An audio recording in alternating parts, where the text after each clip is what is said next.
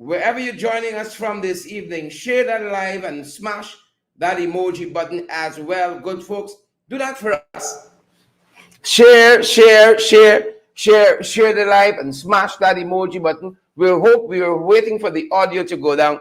Good to have each and every one of you on the live there, folks. Yeah, we don't want the sound splashing, but good to have each and every one of you out front tonight from the many, many places you're joining us from. Welcome, welcome, welcome in the ring, folks. Good to have you here with us. And who do we have with us tonight? We got Debbie, we got Tessa, we got Edward, we got Brenda, we got Abira. Good to see each and every one of you. We got the fight card set, folks, and we are fired up and ready to go. There are a number of things happening, guys. We even have a guest dropping by, the one and only, a little bit of lines for change, Mr. Khemraj Ramjatan. Do let us know if you're hearing us loud and clear. Wayne Brown and Guyana Jones and Leon Logan, all the beautiful folks, all the beautiful souls joining us tonight. Great to have you from the many places you're joining us from. And I want to say I don't want to miss my mark tonight and end up in problems. I want to say a very good evening to some special people, if I could only find it. Some very, very special people. Want to say good evening to them. Tonight, good folks, want to say a very good evening to Alicia Smith. How are you doing, Alicia? We're told that you're one of our avid viewers. You don't ask who tell us your business, Alicia Smith. That is what we were told. We want to say a very special evening to you. And thanks for being such, avid, ardent supporters of the work we do. This and yes, Alicia Smith, the same you. Is that the Puri woman? Is that the Puri man mother?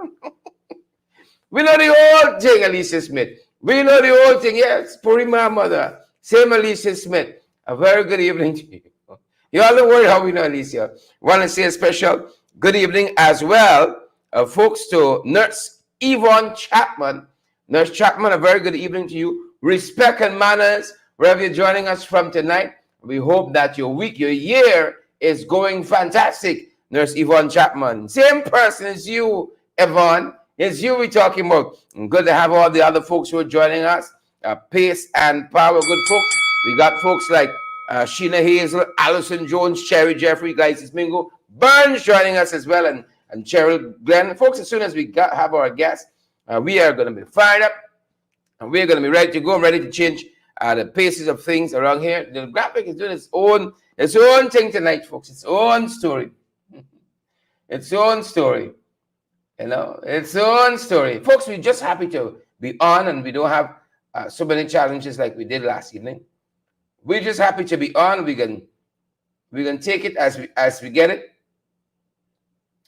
Good folks, and we're gonna wait for what we want. But good to have each and every one of you, as we said, here with us, Roxanne Odessa and Arlene and all the other folks. A lot of things going down in this country, good folks. Things going down left, right, and center. The budget is dark. The budget was dark, folks, and we're gonna bring you up to speed with some of the other things that we are following. Some of what Ashni Singh said in budget 2024, that $1.146 trillion budget. The budget is dark, folks. The budget was dark, and I think that's where we're starting tonight, folks. That's the opener, the dark budget. All things bright and beautiful. We're saying, listen to some of the declines we observed in budget 2024. Some of the declines that were mentioned. Take a look and take a listen. Debbie and Lynn and Stephen, Camille Cox, Beryl and Patricia. Take a look, take a listen. The gold mining industry is estimated to have contracted by 11.2% in 2023 on account of lower output from the small and medium-scale producers. Total gold declarations fell to 432,113 ounces last year. The single producing foreign operator recorded an estimated 7.8% in declarations, with 109,358 ounces declared.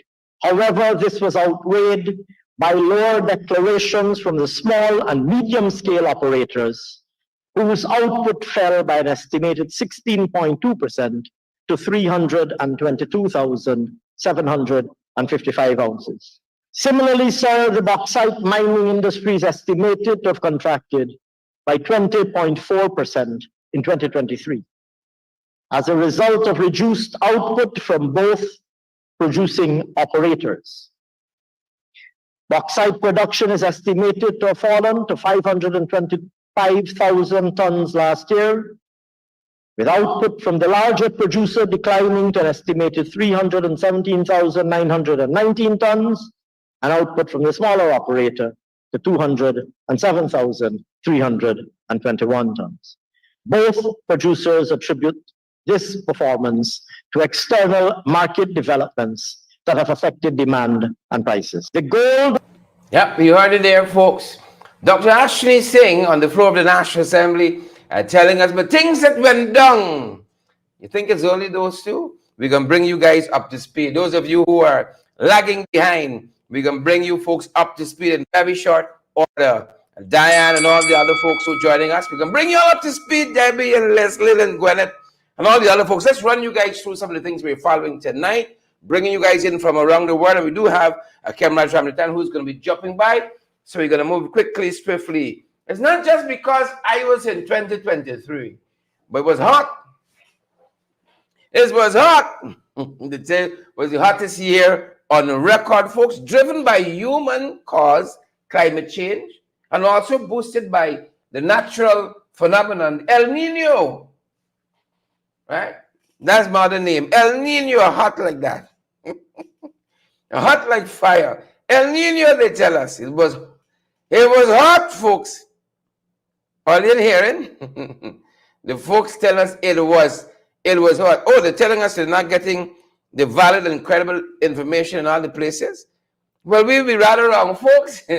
It's too hot, apparently. We want to make sure that all our viewers are receiving us loud and clear on all the pages, you know. Why don't you do that for us? Lennox Anderson, give us a big share. Jolly and Lennox and the other folks who are joining us, give us a big share as we do a bit at our end. Sion and Team Brenda, we see you there. We see you. We see you. Brenda, we see you. So much to go through this evening. So much. To all the places we're joining. We hot like that. 2023, they tell us, was hot, exceptionally hot. You know, look what happened in Tokyo. You know, you think it was only the Darimples? A passenger bit a flight attendant. Bit a flight attendant. You think it's easy, folks? A passenger, Lachan.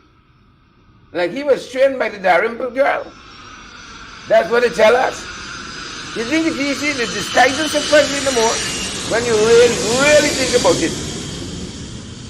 Really think about it. These guys get a little unfriendly. So the flight turned back and the gentleman was arrested. The flight was just left Tokyo and had to turn back. You know, just some of the stuff we're following, good folks. Just some of the things we're following. It's a lot. It's a lot to deal with. They're telling us this doomsday pastor in Kenya, he and co will face a lot of charges. You know, a lot of people mix up religion across the spectrum. Hinduism, whether it's you're a Muslim, you're a Christian, mix it up with all kinds of other things. You know, pastor, doomsday, and cult is like a trioxymoron. You don't see them in the same sentence. You don't. There's a lot of quactors, not pastors. A lot of quactors out there.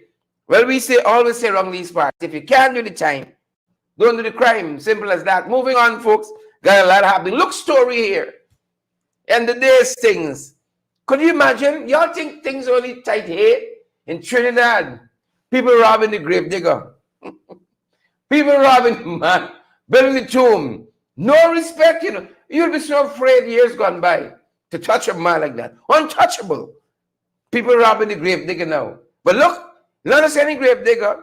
Criminals robbed in Tunapuna. This grave digger of his Gucci bag. The Gucci, quote unquote. You don't have to get all things. Gucci. Don't go. The moral of the story is don't go digging graves with Gucci bags. Please and thank you. recalibrate, come again. As we come into the 592, folks, as we come into the 592, look some of the things we're following. Never an easy day. Never an easy day. I saw Robeson Ben, Minister of Home Affairs, had a pressage today. We got to solve this, folks. This is what we got to solve. Fires and accidents and so on. Please and thank you. A couple of the things we gotta put a handle on. We can't keep moving forward like if nothing happening in this country. Right? Fires everywhere you turn. I heard the minister say there's been a tremendous increase in fires, road accidents. It's a lot. It's a lot, and we're gonna be talking about some of that with our guests this evening, folks. But I want to move ahead quickly because I want enough time to interrogate some different aspects of budget 2024. Look what they're telling us. This is in the Cuyuni River, my guess. Cuyuni River, Cuyuni Mazaruni, Region 7, the boat sunk.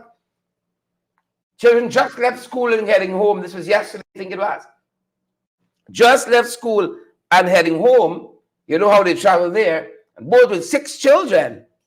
Thankfully, all of them were rescued. And you tell me God is not Guyanese? Huh? That's why you want to tell me God is not a Guyanese? Rescued, folks. Rescued.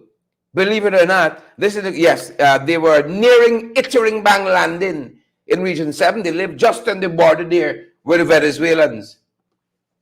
Since I said the Venezuelans, I think about this whole story differently now. But thankfully, they were rescued. Thankfully, that's what I tell you. Six children. They were rescued, folks. Look at us we're following. Son on the run after crashing into his mother, who subsequently died of her injuries. This is Cane Grove on the East Coast. Son on the run. They said the mother was inside the yard. The gate was locked. The son was on the bridge in the car. And then the car just took off, crashing into the gate, pinning the mother, driving over the mother the right side, and ending up on some concrete wall. That's the report that we have. And investigators are still trying to ascertain whether this was a deliberate act on the son's part or some misadventure, dark times. Dark, folks. Look at us we're following. Minor buried alive at Cuyuni, at Marudi Mountain. This is Region 9. You're heading deep south now, if my geography is correct. Right. We find these minor accidents are becoming too prevalent. Much too prevalent. We're watching that. Yeah. Look at us we're following. Look at us. It's a lot. We ain't talking about the accidents we've been following. We've been tracking them. Not only road accidents, we've been tracking accidents like Marudi Mountain and those misadventure with the boat and so on. Look, accidents since the year start. Rumvelt, Courtland Public Road quarantine. Number 9 Public Road, West Coast Bobis. A man lost his life on the Harbor Bridge. You all see misadventure in this country? Tracking it all for you on the fire front. On the fire front, you all know we're a fire nation. On the fire front, folks, this is Rose Hall Tongue quarantine. Jonel Giddings, single mother of 2, was out when she got a call that her house was on fire. Lost everything. Lost everything in that fire. Rose Hall Tongue. And this is one of the things we've been following as well. Look, story here. Since the year start, former Minister of Public Security, Home Affairs, Fayette Lagrange, Metamirzorg, Lenora, Podroin, Fayette Yarracabra, Videslas, Agricola, New Providence. We've been tracking it all. Seafield, Good Hope, Beefield, South Rumville, Chameri, Fayette Port Morant. It's a fiery start to 2024. A fiery start to 2024. We're flying through. Money got for Mech. Some people taking this literally at a roadblock. Helena Public Road. Police ranks saw a vehicle operating suspiciously. When they approached and searched that vehicle, a whole set of fake money. Money got for Mech. People literally making literally making money. And in this $1.146 trillion economy, people find it so hard. Gotta make money. But if you can't do the time, don't do the crime. We ain't glorifying crime at all. You make the infraction against the law, you must be held responsible. Look some of what the jagabats and trench crappos, friends, family, favorites, and flatterers are doing out there, folks. Take a look. Take a look some what they're doing. Racing on to have my guests. They're telling us you can have export earnings rather to top $3.8 trillion, not bauxite, as we've showed you, folks. Not gold earnings. You notice they're blaming the small miners. The big fishes in this country always get away. Like we ain't got a net big enough to hold them. You heard our intro. You heard our opener. Bauxite down, gold down, clearly. They're not going to take us to the trailing all the mark. And a whole host of other things we can keep you guys understand. A whole host of other things. Mafia, fire. You all remember that? 20 of our young people we lost so tragically. Incompetent government. Minister of Education wasn't called to the COI. And she was sitting on a report there that said that drum should have been fixed for months. But she wasn't called. So I don't know what I know, but they said the commission's report is going to be handed over to Irfan Ali shortly. That's what they're telling us. It's going to be handed over shortly. Same way. My God. Moving on, folks. Right. You can't get work, but it's still saturated. They ain't getting the right skills they need for the labor gap. Some of us have got to go and retool ourselves, you know. That's the reality of where this country is going. Whoever's in government, we have to bring ourselves up to scratch. You know, come cutting edge in some instances. But they said they're going to fill the labor gaps with folks in the diaspora. Right. With folks in the diaspora be content to work for what we work with in this country. That's the other part. That's just somewhat we're following, folks. Just somewhat we're following. And then, as I said, Robeson Ben had a presser today. He said he wanted to give back the guns. Too many guns in the tongue. 3 years, folks. Accidents on the road and waterways. Crime like you've never seen it before. Still waiting on the crime plan. They ain't got a crime strategic plan. A master plan for crime. He said, find the nearest police station and toss your gun in. That's what he said in today's press conference. Take a look and take a listen. They say that we are looking at the question using the penalties in relation to road traffic, the fines. The question may be out if you are a repeat offender as to how we treated them. That has to evolve out the discussion for ourselves and the AG's chambers. In relation to our crimes, having of illegal guns, doing any amnesty. Those who have guns and shouldn't have them should perhaps walk into the nearest police station and pick them up or put them somewhere where they could be. Not supposed to have any illegal guns.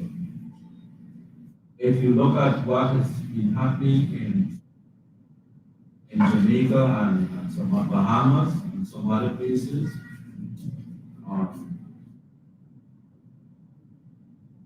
question of having an illegal gun, those instances has nothing to do with being somebody in the bush and wanting to shoot white hogs or whatever.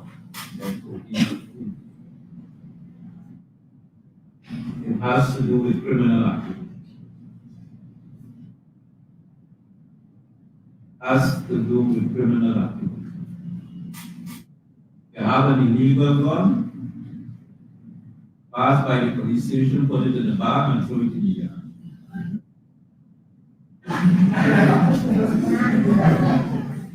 And then we might be drinking anyway.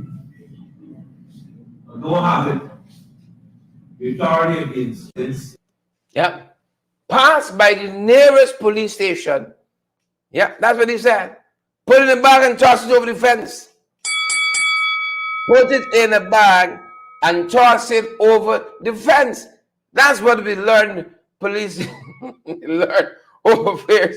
A minister said, and I find that's the perfect opportunity. We have the perfect segue to bring on my guest. We're going to talk about that and some other things. We're going to unpack this budget 2024. Folks, we're going to switch the pace just a little bit to have my guest on this evening. Got to switch things up a little bit. And if you guys give us a quick second, we're going to do the old switcheroo. Hopefully the camera folks are with us. Pull up our Zoom a little bit so we're looking properly as we switch pace up to bring you the latest. We want a lot of things for you guys to know on the budget. So they're going to bring us up nice and fairly close, hopefully. Hopefully. Let's see how it goes. Oh my Lord. We're almost there, folks. We're almost there. Want to make sure that we got things correct. And I think we have it now. And hold on for us. Folks, don't run and leave us as yet. Please and thank you. Don't run and leave us just yet. Folks, I'm privileged to have with me this evening none other than Mr. Khemraj Ramjatan. He is joining me as we begin our discussion on budget 2023. Khemraj, a very good evening, sir. Welcome.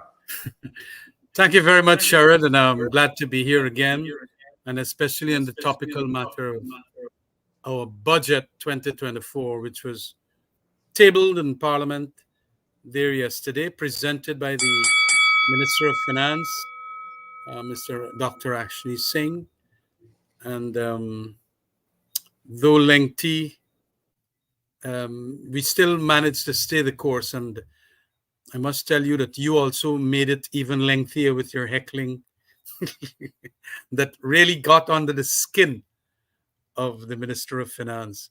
It was an enjoyable 5 hours, I must tell you. Not hearing you. I'm not hearing you.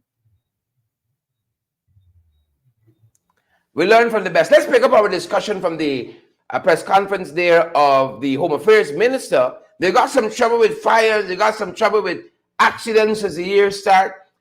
They said they see a huge spike in accidents, a huge spike in firearms and firearm crimes out there, as well as we talk about fires and road accidents and so on. Put it in context for us. Are they doing enough, or is this an excuse? But first, take a listen to what the Minister of Home Affairs says about the fires. Take a look. There has been a tremendous increase in fires in the country. The significant problem is the increase in malicious setting of fires.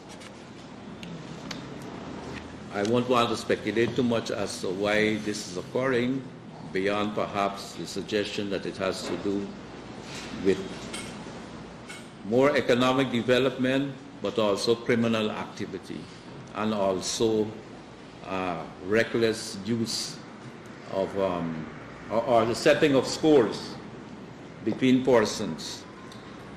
We have said to the fire service that the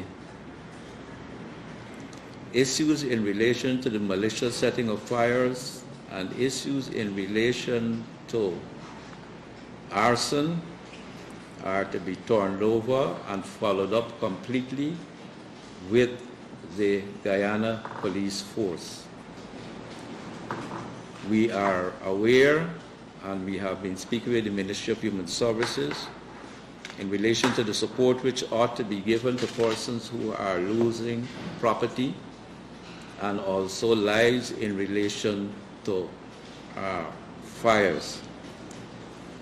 We have to support the persons who remain behind, who will have losses, who will have injuries, and we have to work to reduce, by way of public messaging, issues in relation to the use of fire extinguishers, fire safety and awareness, smoke and fire detectors, and also on the question of the use of fireballs. These are things which ought to be that the fire service is already working on in relation to bringing greater public awareness.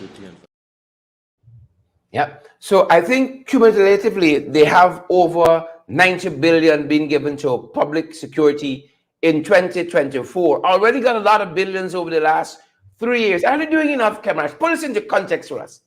No, it is quite obvious that money alone and spending it on infrastructure is not going to save the day. And first of all, a recognition, at least, is required that there has been an increase in these things. Earlier last year, we got what is called the misrepresentation or a suppression of the fact that there were increases in these things. They were denying it. They were indicating that there were no increases in these kinds of crimes. There is no increases in fire. And all of a sudden, come this yesterday, they're now acknowledging it because it is so flagrant in view of the fact that reporters on social media are carrying all these fires, and like people like you, Sherrod, who are also dating them and the village that they are occurring and the people that are involved and things like that. So you can't get out of it. Social media in this country now has ensured that when government tried to hide statistics, we could bring it up by virtue of what things like you're doing. So they're now recognizing it will be looking discrediting if you only gone and talk lies. And I am glad they're coming around. Now, the other thing has to do a lot with showing up that they're doing things. Take, for example, the fires.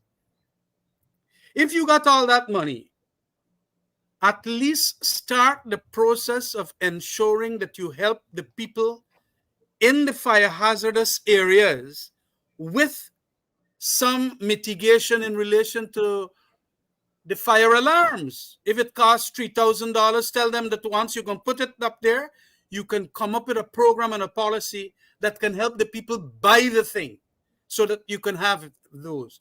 There are some areas in our city, some areas in our rural communities that you need to do that as now that you have the money to do it.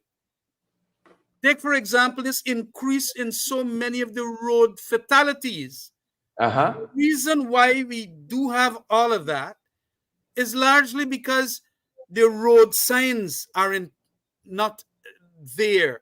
The middle line of that road with the yellow, what you call it, the kind of quality paint that stands out in the nighttime and all of that. And also the various traffic lights. So many of the traffic lights are not working. And with all the money that you got from since 2021, you mean you can't fix those things? You can't prepare better the edges of the road? You can't have a policy that takes out all the trucks? When I go up quarantine now, if you see the amount of trucks in some of the contractor crony class businessmen, if you understand what I mean, just in front of the house, they got a line of trucks. Once at a bulldozer, and all of these things cause the crimes. But when you want to favor them, you don't spend money on the paints and the signs and so many things that can do to help the situation. You're going to have that. And now he's saying, bring back the guns and throw them inside of the What kind of joke this fella made? And you know how they laughed at me when I had given an amnesty. Please bring back your gun, and we will then make the regularization of whether you deserve a gun legally, with licensed firearm and so on. We're going to grant you. And a lot of people brought it, especially the Amerindians. Plenty of people. I was just thinking as the minister mentioned that, what if somebody actually throws a gun over and the gun misfires? The police station might think they're under attack and start firing back. No, but you got to make a record of it. You just don't go, nobody's going to go and throw a gun. You have to get a culture of people realizing that this thing is wrong. But if I Yeah. now get a genuine firearm license, I might as well carry it in, and then you grant them based on their realities and so on. That is why a lot of Amerindians got, because they are hunting, this security for themselves and so on. But it is a loose policy to simply, for a minister to say, hey, go next to the nearest police station and throw in your gun. I mean, what nonsense is that? What kind of policy making is that? What kind of... I think he was joking. There is an element of laughability about that kind of policy that he was talking about. But what it goes to show is a self-confession that there seems not to be a proper handling of the situation. So yeah, go and throw in your gun. I mean, I don't want cuss in your program, but that kind of conduct really requires some serious cussing of Brindley Ben. That was more or less totally wrong policy to talk about and to make it so public. But Ben is my friend. I don't want to cuss him up. Look, and everything else, and he is giving the impression that it is because of development that we are having more crimes. What kind of irrationality is that? You are having more crimes because there is impoverishment of about 50% of the Guyanese population. Because one of the things he says in this press conference is that the leading inmates in our prison system are Venezuelans. Well, look at that. If it is that, it means then that a lot of people who are not supposed to be here are here. And it all is but a self-confession as to the, what you call it, the weaknesses of our enforcement sections, whether it be customs, whether it be the police force, whether it be the immigration department, whatever. And all come under Mr. Brindley Ben at this stage. So it is but a confessing of the incapabilities and the incapacities. And you know what brings around that incapacity? Is because the people feel that the enforcement section will not catch them. Impunity. When we do this crime, nobody gonna come and tell me anything. If we get a gun in the hand, nobody gonna come and catch me. Or if they come and catch me, we know what we gonna do to get off. Pay down right down the line. Corruption all over the place. And that corruption happens in the enforcement sections, as we all have known and read from the literature, is because of the salary structures. It is because of the income these people do not earn. And they then make this a side kind of arrangement, and they then go and do all kinds of not so silly things. I have done a couple of the officers' conference and give the major speeches there. And my speeches are all there. I have mentioned these things. Police got to cooperate with the citizens. Police enforcement section got to be asking the members of the community, who are the criminals here? And Venezuelans can be easily identified by the community they live in. So the information could be given to the police force, and they could go and check them out and check whether they are immigrants and migrants from Venezuela and so on. But none of the things have been done in the past 3 years because they want to use those Venezuelans in our voters list. That's the truth. And Brazilians and so on, they want to use those people in our list. So they allow them, and they're telling them, go arrange with a two-show to get your birth certificate and say that you are born Guyanese, although you live in Venezuela. And a lot of that is happening. That is why when we ask the question, please give us all, we're not getting any. But we see him now saying all them Venezuelans is what causing the crime in the country. That's not true. You go to the rural areas, a lot of the Guyanese are the rascals and robbers and all of that. So don't make them, they love to fool people. They love to fool people. So the statistics now are in the social media. People like you are carrying it. And so they can't fool people now. And a lot of people talking about the crimes and the criminals and the suicides and the domestic violence and all of that. Look, it is called chaos and anomie. All of this happens because you don't have law and order in the country. And that law and order comes because of bad economic situation to begin with, and the fact that the people who are committing the crimes think that there is largely impunity. Me ain't got nowhere to get catch, and even if I get catch, I got a way out. Nothing to worry about. Budget 2024, Khemraj. Biggest budget ever, they said. Biggest budget ever. $1.14 trillion in funding for Guyana.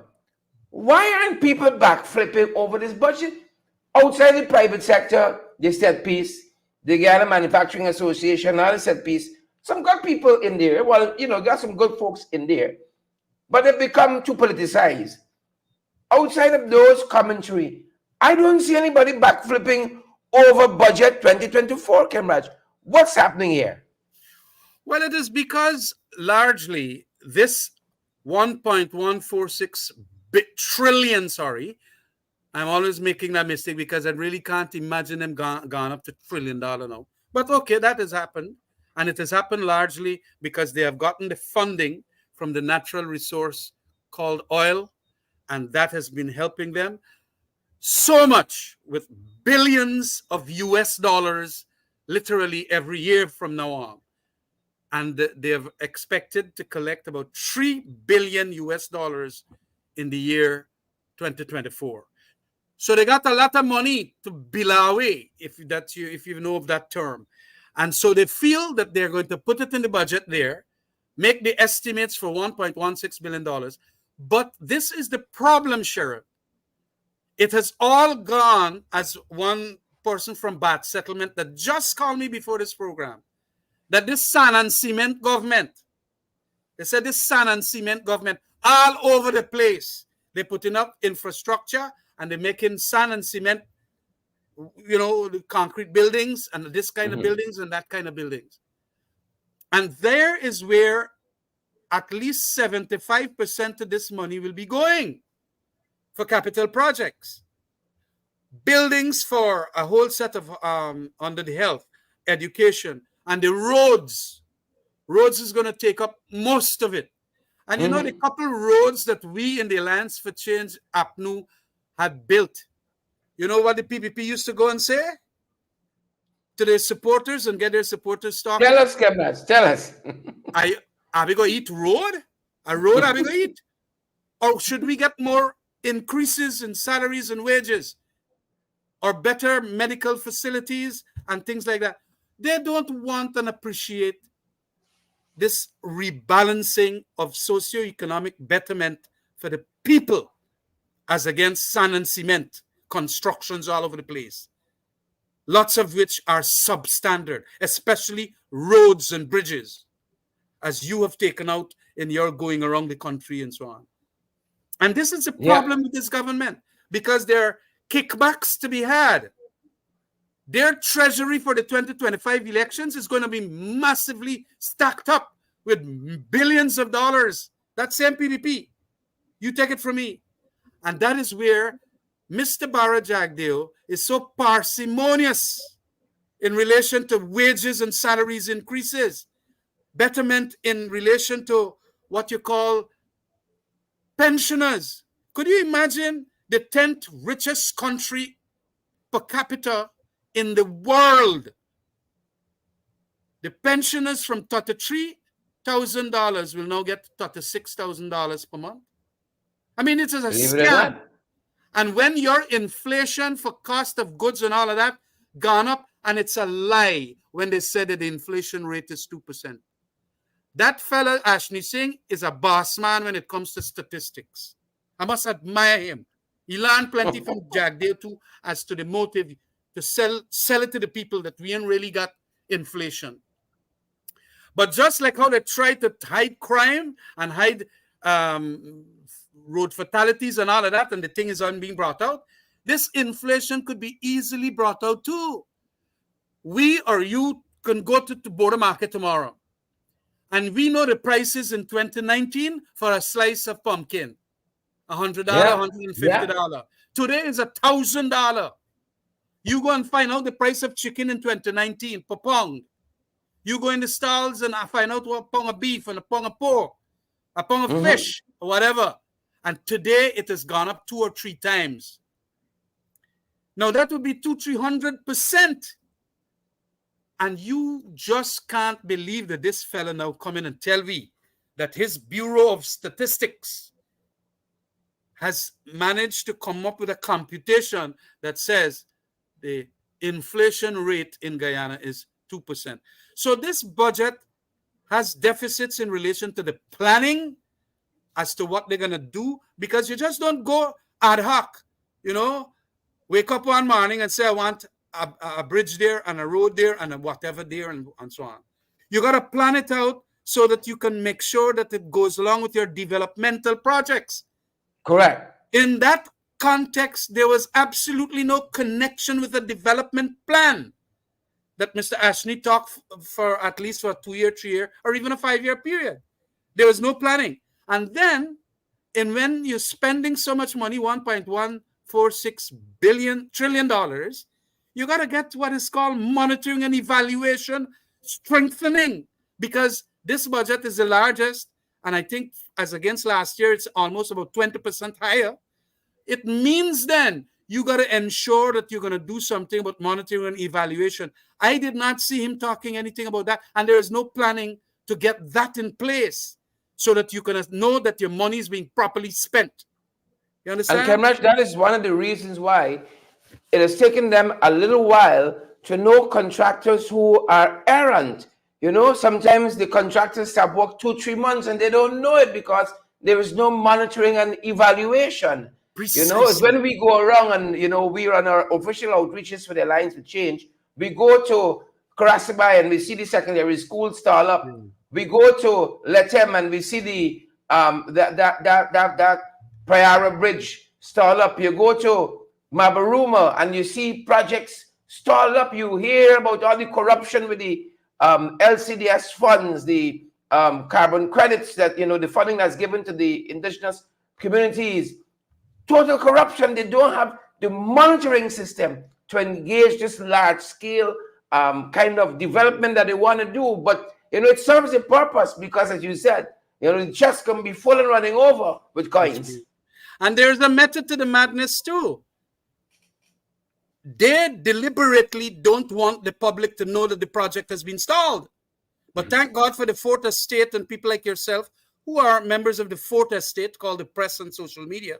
You're catching them. And that is why, sometimes they wring their hands. Oh God, I didn't even know that. But within each ministry, you're supposed to have that team that will monitor the construction and capital works that are supposed to be going on. Monitoring also, even when you got training of policemen, who came to lecture, whether the JES from Canada or from America, the firemen are getting training and so on. And the prison officers are getting training in Massachusetts or whatever. You got to then write up reports and say, well, 21, 22 people being the contractors in that area of Region 9 has gone and done works and so on. They don't have that. But because the contractor is one of their friends, and they feel that they can now abuse the empatab, and the empatab can say, well, who is professional contractors that ought to win the thing, they're now going to duck out a piece of the paper or a document and say the man non-responsive, like what happened to that Akamai contract. Thank God we have an AFC girl there, Diana Rajkumar, who is fighting like hell, and we must commend her efforts. Correct. And then you get people like Joel Bagwandin cussing up the girl. And Joel Bagwandin is there. All that he says... You don't know nothing. Absolutely. Mr. Bagwandin don't know nothing. But then he will politically ramble on You and don't on. know nothing. Khemraj, So it why is is this? important to understand that this thing is not good for our country. And let me just make one final point on that as an overall picture. We do not have the proper statistics, although we do have some institutions. These statistics must come from very professional institutions. So we ain't getting results in the census yet, the $2 billion census that was supposed to finish last year, man. Well, the PPP don't want the census out, just like they want an inflation rate of 2%. And so they're going to give you that. And then when they want to talk about public debts, they gone and rearrange the whole arrangement. And they're saying that it is a percentage of GDP, that it only increased by a small amount.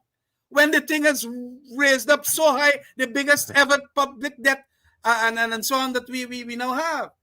I have to do some more work in relation to that to tell the public how much is now the public debt in Guyana as against, but they want to compare it as against what you call GDP. We're comparing it between GDP. Tell the people how much money you're borrowing. And you are not supposed to borrow. Chedi Jagan taught us in the PPP. I was there. Please have balanced budgets. Why you want to go and borrow more money, and especially when you do not have a capability to spend it. All this money you want now, and you get in and build road and bridges and so on. You got contractors of quality to make the thing proper, or it's just because of contractor friends. So the whole thing is skewed, and it is a barrage of nonsensical projects that we'll have that is not tied to any development project. Look, climate change will soon cause this whole coast probably to be underwater. We got to spend lots more money in the interior.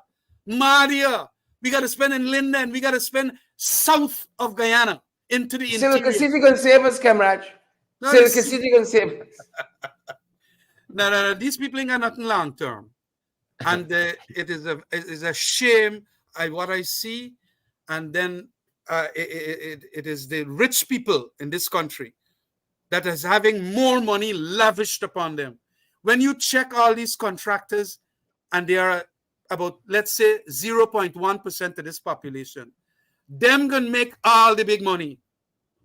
And the working poor that starts off at about $85,000, $100,000, they're not gonna pay taxes. But we had wanted that thing to go right up to $150,000 so that the purchasing power will be greater. It will not be greater now because it's 100,000. Only 15,000 you could afford. Here we are. To take out how much thousand people from paying taxes? What nonsense is that? People's taxes so people working for $150,000, they're now going to have to pay that 1/3 out of the $50,000. And it is crazy. That is a big chunk that is coming out.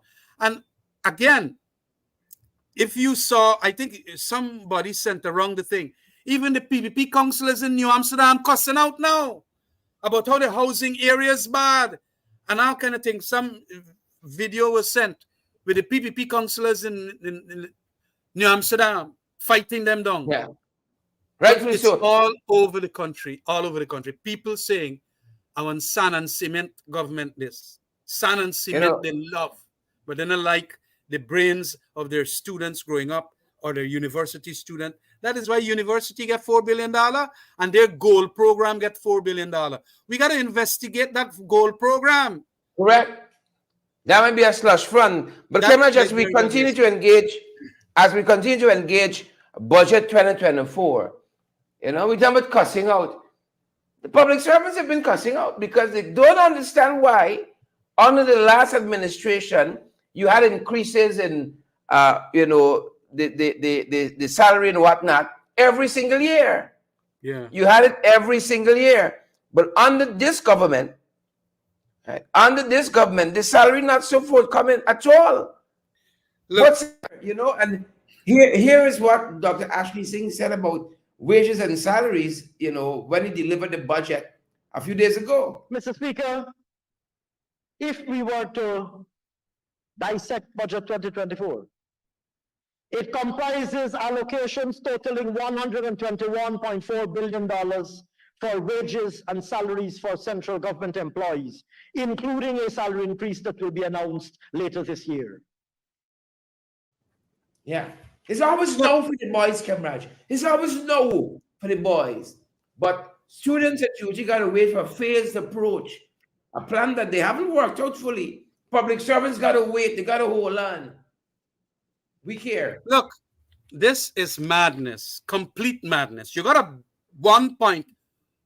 almost $2 trillion and $121 billion for wages and salaries for your public servants, the people who will see that these projects are completed to satisfaction, the teachers of this country who will have to see that the children are educated, the nurses and the policeman and the soldier. 121 billion. That 121 billion is a percentage that is so low in relation to the difficulties that our public servants are having. It, as I said, count up the 0.1% of the contractor class that will get about 900 billion. 900 billion. When you check up the contractual and capital works from all the various regions and then within each ministries and all of that. Them fellas, when the contractors, the strike generally make about 25 to 30% profit. You think 0.1% of our population, those companies and people there, their friends and family and flatterers and favorites, when they will get 20% of $900 billion, you know how much money they're making? And that is 0.1%. Whereas you got a set, I don't know how many thousands of people in the public servants, nurses and all of them, your staff at your ministry and everybody, they get in 121. That 20% of the 900 will be almost the equivalent of all of them. And that is what they're getting. And this is how they must do the comparison. But you know what? Let me tell you, Sharon, this government don't like public servants. And that comes from a history with just about that same fellow that has been the common denominator, Bharat Jagdeo. You remember in 1995, the public servants had wanted an increase in salary. They asked for 40% increase. I want to give the viewership a little history. Jagdeo said, no, well, 4.5% you must get. Because as Minister of Finance, I think Asghar Ali had gone away, he tell Chedi Jagan, he ain't got no money inside the Ministry of Finance. Chedi said, look, y'all got to talk and conciliate. I think Henry Jeffrey was the Minister of Finance, Minister of Labor, and so on. Jagdeo said, no way. And then the people went on strike after years of trying to negotiate. Chedi died. Janet came. Janet now begged the man, well, see what better you can do than 4.5. He going to tell Janet Jagan that is only 4.5. And the lady went in 1999, I think the TUC or somewhere, and she tell them that we can't afford it. Then they went on strike. Labor had power. And in 1999, they went on this strike. And then the government start understanding that when your public servants are not working for you, Customs and Excise, a whole set of people went on strike. And then Jagdeo and even Janet Jagan said, well, let me go and ask Aubrey Armstrong to arbitrate on this thing. And Aubrey went. And, you know, they begged them to make sure that they go and check out the budget, how much money was saved in certain accounts and all of that. And, you know, Aubrey Armstrong went and checked out the various accounts in our system. And also he went and he examined the HIPIC funds. So much money was under the HIPIC funds. And I think there was balance in the consolidated fund. Big balances that Bharat did not want the public to know, but Aubrey Armstrong went and found out. And do you know what was the percentage increase in 1999 after the Aubrey Armstrong report? 31.6% for 1999 and 26.6% for 2000. Jagdeo was arguing only 4.6% I could pay. And he made the lady, Janet Jagan, look so shame. The lady and I had to come off later on. But this is what he indicated. I went through the books and I only got 4.6 to give value. And when you put an independent professional, now the man go and find 36, 31.6. Yes, it was a big secret compartment. It had a secret compartment somewhere there. And that is what is happening up to now. As we watch the program time here, okay, you know, we've seen a very pedestrian People's Progressive Party civic in terms of wages and salaries and the adjustments there. They say later on in the year we can get to that. We've seen that with UG too. This whole issue of a free university. We have the money now to do it and do right by our citizens. They said it's a phased approach. You're looking at persons who would have graduated already, and you must have worked for a year or so, or for a period to be specified after graduating. So they have not fully rationalized how they're doing this for education as yet. But they needed to come out now to give some semblance as though they're going in that direction. But they haven't thought it through. They're very pedestrian on that. Also, on the cost of living. You mentioned this 2% inflation, or is it 3% inflation and 2% raise in consumer prices? Nobody believes that. Why have they been also very pedestrian in this whole issue of containing the cost of living? Here is the the Honorable Minister of Finance, Dr. Ashni Singh, on that issue of other cost of living measures. This is the how they can try to contain the high prices you and I pay in the marketplace out there. Other cost of living measures. Mr. Speaker, over the past year, key food producing countries have been terribly impacted by the effects of the El Nino phenomenon. Here at home, we have not been spared. The government has provided significant support in DNI, along with the distribution of fertilizer to farmers to maintain production, while also aiding in mitigating price increases to the customers.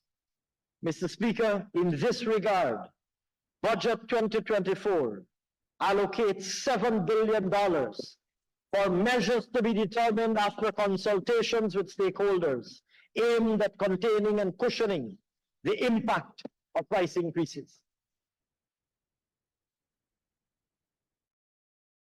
Yeah. Well, we So from see 5 what they billion to did. 7. Yeah. Well, we saw what they did last year with the $5 billion that they had put aside for the same thing. It's friends and family they give. They're giving the Famous and PDP flatterers. activists, yes, to go and say, well, we are enhancing private business and small business, and they're going and share out the $250,000.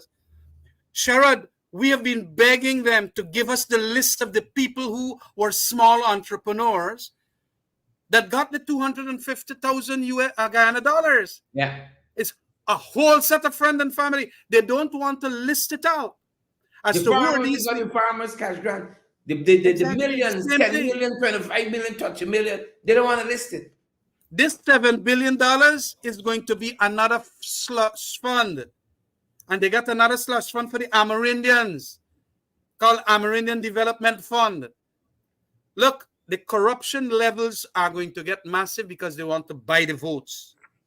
And any decent government would put down on the website of the Ministry of Finance in a subcategory called 7 billion relief went to Khemraj Ramjatan as a small businessman, Sherrod Duncan of that address and that address and that address.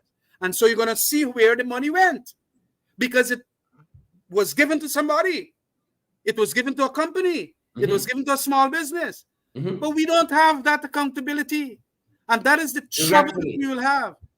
All the monies are going to be given to PPP supporters and PPP members and so on. And also people who they're going to buy from the opposition and who are going to willingly put themselves for sale. That is what you're going to do. But even if they all have taken the money, as a matter, at least a couple million of the 7 billion ought to be put aside for accountability, the recording of who and who got what and what. But no, so it is going to be just a buy for the elections coming because they know that 50% of this country are working poor that not going to vote for them. It includes black people, it includes East Indians in the rural areas, and a lot of Amerindians too. But they're going to use this kind of money to buy them. And Buy, that is, baby, buy. what kind of measure is that? What kind of measure is that? And I hope our Auditor General is going to come around to ask in his audits. That is why they're blocking the PSC from investigating, you know. When the Auditor General come around, the PSC could question him. Who and who got this $5 billion in 2023? 2023.